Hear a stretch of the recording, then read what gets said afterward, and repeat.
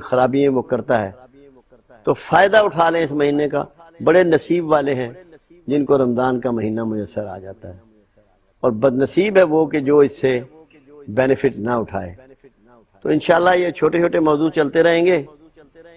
اللہ تعالیٰ آپ کا اور میرا حامی و ناصر ہو، اس کو سمجھنے کی کوشش کریں اور اس کی برکات اور فیوز سے فائدہ اٹھائیں۔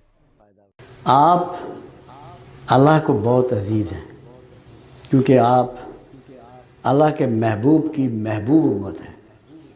اللہ آپ سے پیار کرتا ہے، اسی لیے پروردگار عالم نے آپ کو روزے فرض کیے کہ آپ تقوی حاصل کر سکیں۔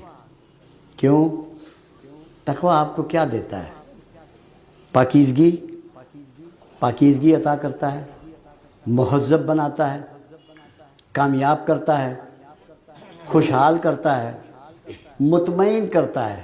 اللہ آپ کو مطمئن حالت میں دیکھنا چاہتا ہے کہ میرے حبیب کے امتی، میرے حبیب سے پیار کرنے والے مطمئن اور کامیاب زندگیاں گزاریں، اور میرے پاس آ کر بھی کامیابیوں کے ساتھ اپنی اگلی منزلوں میں اپنے راستے تلاش کریں اور ان میں جگہ بنائیں۔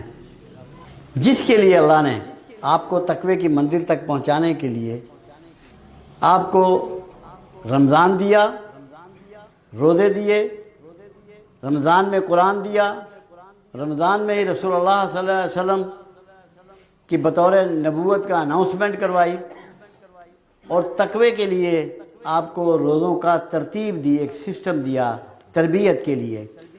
اور تقوی کیا ہے؟ آپ کی زندگیوں کا ڈسپلن سے شروع ہونے کا نام تقوی ہے، اور نفس مطمئنہ کی حالت پہ اس سفر کو ختم کرنے کا نام تقوی ہے۔ نفس مطمئنہ وہ ہے جس نے اپنا سب کچھ اپنے مالک کے حضور بیچ دیا ہے۔ اب آپ سے اللہ چاہتا کیا ہے؟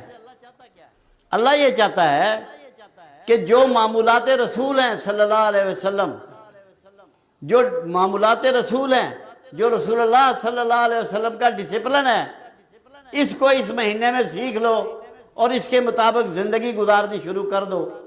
دنیا میں بھی باعزت ہو جاؤ گے، آخرت میں بھی باعزت ہو جاؤ گے۔ آپ کے شب و روز کو بدلتا ہے، آپ کی زندگی میں ایک ترتیب چاہتا ہے۔ کیا اب آپ کا جاگنے کا ٹائم ہے؟ کیا سونے کا ٹائم ہے؟ کھانے کا ٹائم ہے؟ کتنا کھانے کا ٹائم ہے؟ لباس کو پاکیزہ رکھنے کا وقت ہے؟ کون سا طریقہ رسول ہے، معمول رسول ہے جو آپ نے اپنایا ہوا ہے؟ کس بنا پہ آپ کہتے ہیں کہ آپ شفاعت رسول کے حقدار ہیں؟ ہر وہ کام ہم نے رواج دے رکھا ہے جو طریقہ رسول کے مخالف ہے، نعرے عشق مصطفیٰ کے ہیں۔ اسلام نعروں کا نام ہے، اسلام ایک پروگرام کا نام ہے، ایک سسٹم کا نام ہے، اپنے آپ کو بدلنے کا نام ہے۔ اور اللہ کا یہ سنت ہے، اللہ کی یہ طریقہ ہے کہ جو ڈسپلن نہیں ہے، جو اخلاق میں درست نہیں ہے، اللہ نے اس سے راضی نہیں ہونا، جہاں مرضی چلا جائے۔ ڈسپلن میں درست کرنے کا نام روزہ ہے۔ اللہ کے رسول کب اٹھتے تھے؟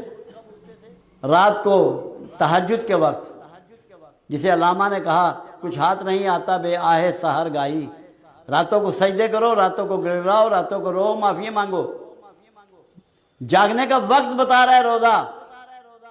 پھر فجر کا وقت آپ کا متعین کرنا ہے کہ عملی زندگی شروع ہو گئی ہے، میں نے سورج کو طلوع کر دیا، روشن کر دیا دن کو، کہ تو کام کر۔ دن بھر تو نے کام کرنا ہے، نوکری کرتا ہے، کاروبار کرتا ہے، تبلیغ کرتا ہے، دین کا کام جو بھی ہے، تجھے اپنی پوری نیک نیتی سے اپنا کام کرنا ہے۔ دوسروں کے معاملات میں دخیل نہیں ہونا۔ جو بھی تیرا فنکشن ہے تو نے اس کو پراپرلی کرنا ہے۔ پھر شام کو تیرا بزنس کلوز کرنے کا، اللہ کے حضور سجدہ ریز ہونے کا ٹائم مقرر ہو گیا۔ اور سب سے بڑی بات کیا ہے؟ خواہشیں نہیں، رمضان میں خواہشیں نہیں، تمہاری ضرورتیں روکی جا رہی ہیں اللہ کی طرف سے۔ کھانا تمہاری ضرورت ہے، پینا تمہاری ضرورت ہے، دوستوں سے گپیں مارنا تمہاری ضرورت ہے، ازواج کے پاس جانا تمہاری ضرورت ہے، مگر اللہ روک رہا ہے اس کو کیوں کہ اگر تم لوگ دنیا میں کوئی نام چاہتے ہو، کوئی عزت چاہتے ہو، کوئی عروج چاہتے ہو، کوئی بینیفٹ چاہتے ہو، تو بغیر سیکریفائز کیے تمہارے حصے میں نہیں آئے گا۔ تمہیں قربانی دینی ہے اس کے لیے، اپنے کھانے کی، اپنے پینے کی، اپنے سونے کی، اپنے جاگنے کی، اپنے تمام آسائشوں کی قربانی دینی ہے۔ یہ جہاد کی طرف پہلا سبق ہے۔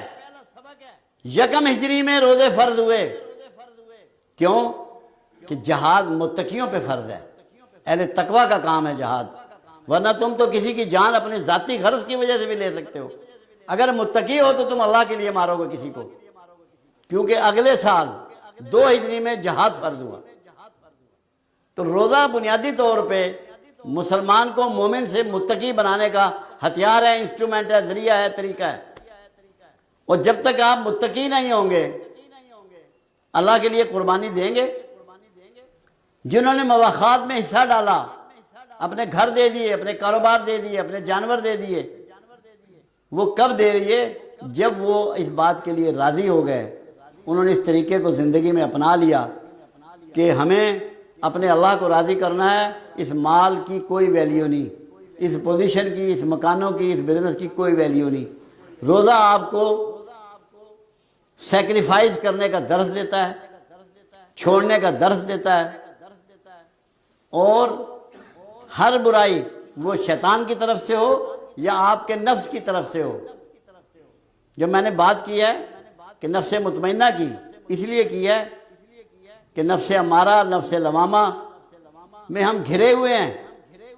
اگر ہم قربانی کے جذبے سے کام نہیں کریں گے تو نفس مطمئنہ تک ہماری رسائی نہیں ہوگی۔ ہمیں قربانی کی سوچ کے ساتھ روزہ رکھنا ہے کہ جہاں آپ اپنی بھوک پیاس اور شہوت اور لذتیں چھوڑ رہے ہیں، آپ کو سب کچھ اللہ کے لیے قربان کرنا ہے۔ یہ بنیادی ٹریننگ ہے۔ ہماری تو حالت یہ ہے کہ ہم لوگ اس وقت دنیا کی شاید سب سے کمزور قوموں میں زندہ ہیں اخلاقی طور پر۔ میں نے جاپان کی ایک بات سنی، میں دنگ رہ گیا، میرے آنسو نکل آئے۔ ان کا جاپان میں لوگ مغرب کے بعد سو جاتے ہیں، عشاء کا تو خیر ان کے پاس تصور نہیں ہے، ارلی سو جاتے ہیں اور صبح 5 بجے اپنے کاموں پہ کھڑے ہوتے ہیں۔ کیا یہی درس، یہی معمولات زندگی نہیں ہیں جو پروفٹ نے دیے ہیں؟ کون سے ہیں؟ جو 12 بجے اٹھ کے برنچ کر رہا ہے وہ دین کی بات کرتا ہے، وہ اچھا لگے گا؟ جس نے سورج کو نکلتے ہوئے دیکھا ہی نہیں ہے۔ اگر آپ لوگوں کو نفس مطمئنہ تک پہنچنا ہے اور اس کی جستجو کرنی ہے، پھر آپ کو قربانی سیکھنی پڑے گی۔